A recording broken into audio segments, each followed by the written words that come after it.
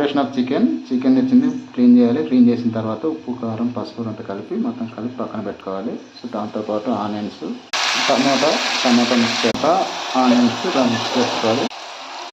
కొద్దిగా కారం అయితే పసుపు మిక్స్ బాగా గుజ్జేంత వరకు బాగా మిక్స్ చేయాలి. అల్లం వెల్లుల్లి పేస్ట్ బాగా గుజ్జుగా వచ్చింది. ఇప్పుడు వేయాలండి. ఇప్పుడు చికెన్ వేసుకోవాలి. ఇట్లా చికెన్ వేసుకొని సో ఇదంతా మనం కలుపుకోవాలా.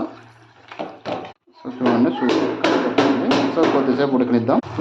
సో కలర్ మాత్రం సూపర్ వచ్చిందండి. ఇప్పుడే సూపర్ వచ్చింది. సో చూడండి కొద్దిగా కొబ్బరి పౌడర్ అండి, కొద్దిగా ధనియాల powder, okay light garam, finally chicken masala. చూడండి ఎంత ఉడుకుతుంది. ఒకసారి ఉప్పు కారం చెక్ చేద్దామండి. సో మనకు సాల్ట్ అయితే తక్కువైంది వేస్తున్నాం. ఫైనల్లీ కొత్తిమీర వేయండి.